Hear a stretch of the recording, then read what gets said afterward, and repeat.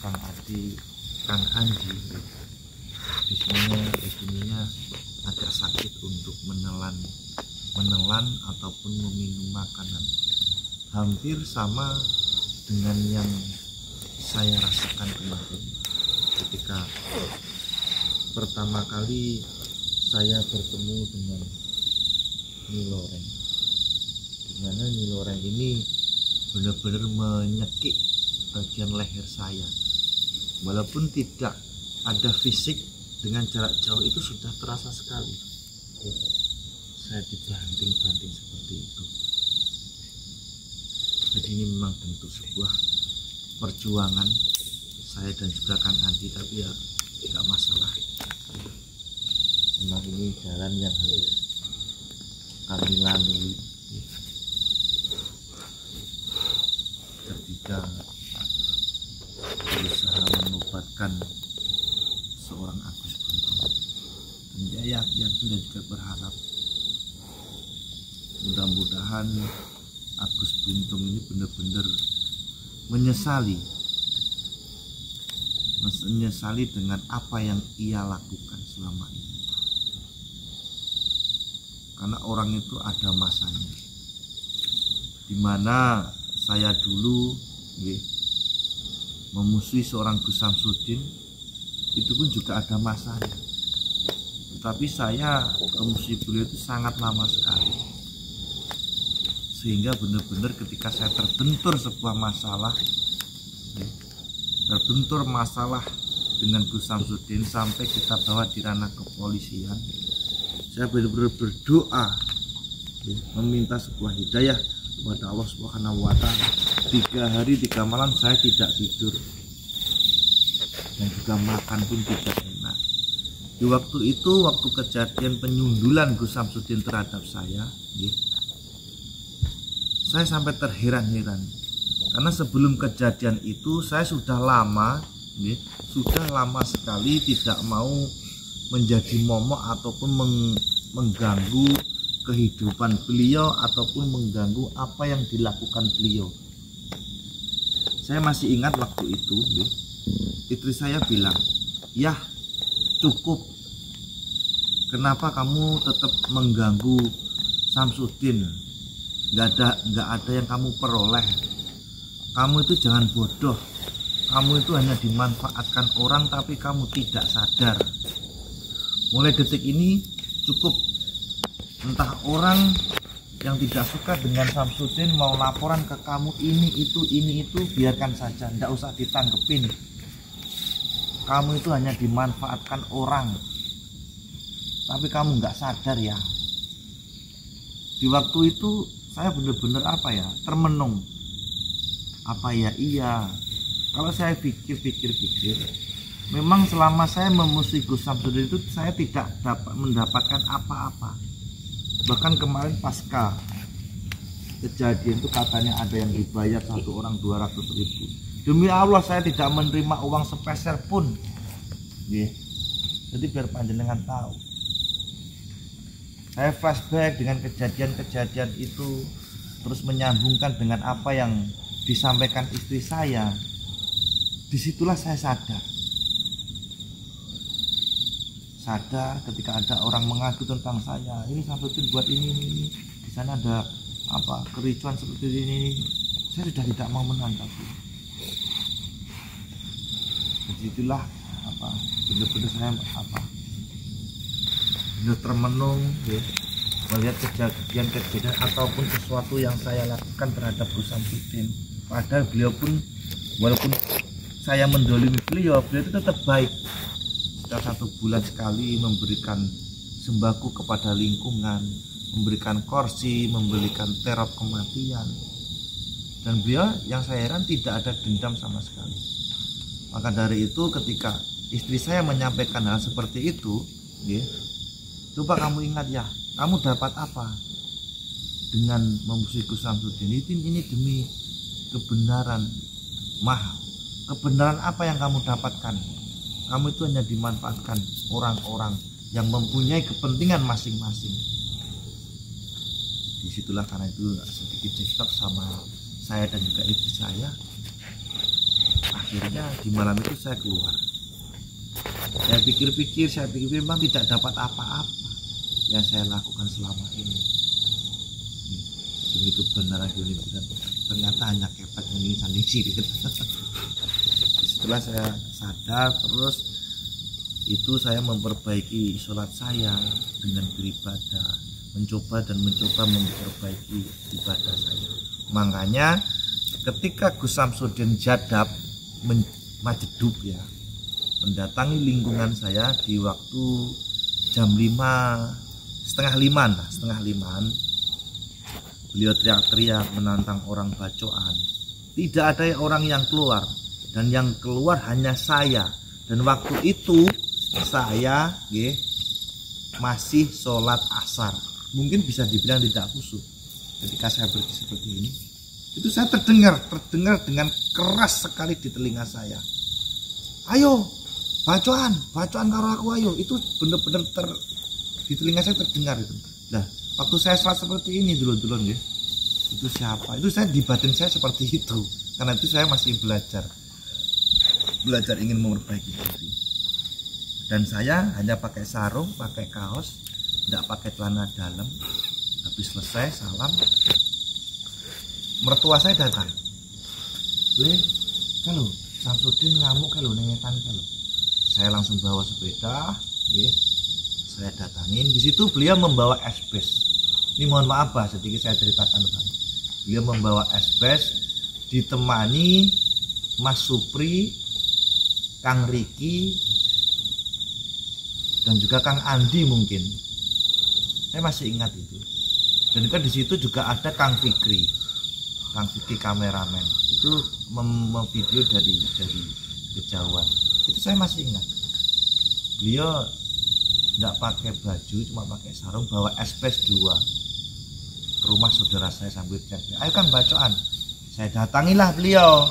Saya datangin, itu sudah Kang Riki sama Kang Supri, kalau 3 orang sama Kang Andi kalau nggak salah ya, itu menghampiri saya. Tiba-tiba 3 orang santri beliau ini minta maaf kepada saya. Pak, minta maaf Pak. Terus sampai ini dari sana tidak mendatangi saya. Five to fish. Caranya cuma seperti ini. Ya. Enten nopo, itu masih kan? Bacaan karaku. Dia langsung jeduk seperti ini. Langsunglah mengenai mulut saya. Saya langsung emosi guys. Ya, namanya saya pun juga mengerti sedikit keilmuan karena dulu saya juga belajar. Ini saya sampaikan di sini. Saya belajar sedikit ilmu. Saya keluarkan amalan saya itu. Mungkin Kang Andi atau Kang Riki waktu saya mengeluarkan amalan saya tersebut, 2 orang di sini Kang Riki, di sini Kang Supri, di belakang Kang Andi kalau nggak salah Kang Andi itu guys.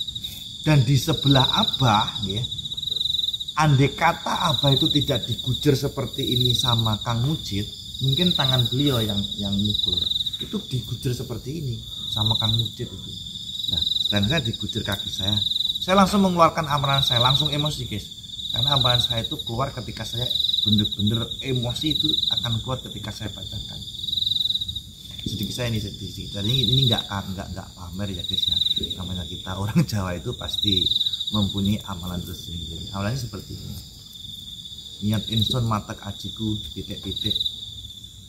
Golgong medat bongo sirep cur mancur cahayaku ke singo barong suaraku gelap ngamar aja meneh tapake jama manungsa ora medhot marang aku senajan to guruku ketindih suara. Singo kedep singo ler kalerep ajiku titik-titik. Jagat lerep saking kersane Gusti hu Allah. Itu saya bacakan di situ. Wah, semakin erat kaki saya dan juga Kang Andi itu menggujur saya guys. Tetapi ketika saya mengucapkan amalan itu, di telinga saya itu ada yang membisikin ya. Ini secara goibiyah versi Kang Andi. Ingat anak istrimu. Dan ketika itu tetap saya lanjutkan, Allahualam ya, yang memegang tangan, kaki dan juga pundak itu pasti terlempar. Saya pastikan itu guys, tidak sombong saya guys. seperti itu, ada bisikan seperti itu. Nah terus saya teringat, habis itu saya langsung sadar bahwasanya saya itu tidak memakai celana dalam. Udah melejet negon nggih sarung guys. Andekan sarung itu dan sarung itu sama Kang Riki, karena Kang Riki itu saya masih ingat, dan Kang Supri itu nangis guys, nangis, bener-bener nangis sambil memegang kaki saya, itu nangis mereka itu. Nah ini setelah tidak langsung, karena di bawah kan saya berdiri kan, ini sarung ini terus melorot guys, terus melorot. Nah itu yang saya takutkan, dan masyarakat sudah banyak sekali yang keluar, bahkan orang-orang di jalan itu berhenti semua melihat kejadian itu. Habis itu Mbah Din sama Kang Mujid dibawalah ke Nuswantoro. Itu warga saya sudah ada yang mengejar, ada salah satu yang namanya Cendol, apa Pondol lah itu Cendol. Hei Din, kowe nganu bolok kowe. Oh begini dikis, mengejar Gus Samsudin sampai ke pondok. Ya itulah sepenggal kisah saya. Akhirnya banyak sekali ya, laporkan langsung di visum. Saya larilah ke puskesmas untuk meminta visum untuk saya bawa ke kantor polisi. Nah, akhirnya saya laporkan terus kesaksian saya sudah komplit, ya. Saya laporkan. Tapi ketika kejadian itu belum genap 3 hari, Mbah Den datang. Jadi ketika saya tidak bisa tidur, kenapa Samsudin kok nganu aku, salahku sopo? Ya Allah, saya ingin berikanlah mujizatmu kepada hamba-Mu ini ya Allah. Doa tadi enggak dianmaan, enggak iso turu. Kalau terkait keilmuan saya nanti saya bicarakan ya. Itu saya dapatkan dari mana nanti saya sampaikan di lain waktu. Terus waktu itu datanglah jam 2:30 pagi, saya belum tidur. Jam 2:30 pagi Kang Mujid datang. Pak T, terdengar karena saya itu guys, saya itu walaupun berbeda pendapat, berselisih dengan seorang Gus Samsudin, hubungan saya dengan santri-santri beliau itu sangat baik. Kang Mujid, Samaran dan lain sebagainya itu sangat baik. Pak T, loh, Mujid ini. Tapi saya enggak goblok guys. Saya sudah menyediakan parang atau samurai di bawah meja, itu sudah saya sediakan. Saya bukakan pintunya, ternyata Mbah Din sudah berada di depan. Monggo silakan masuk. Di situ dengan lapang dada Gus Samsudin meminta maaf kepada saya.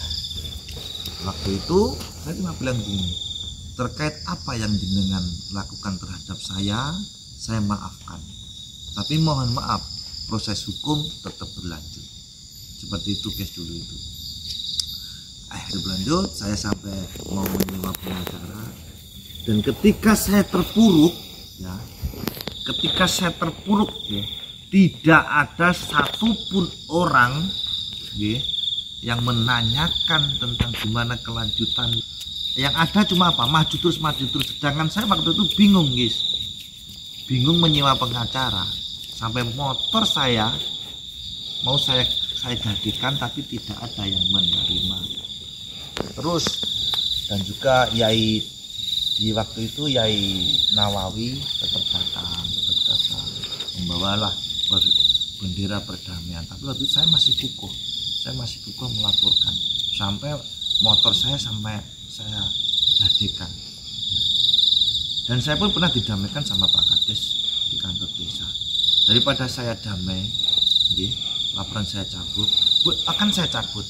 Tapi izinkan saya bertarung dengan kita sebut guys, Samsudin kan seperti itu dulu ya.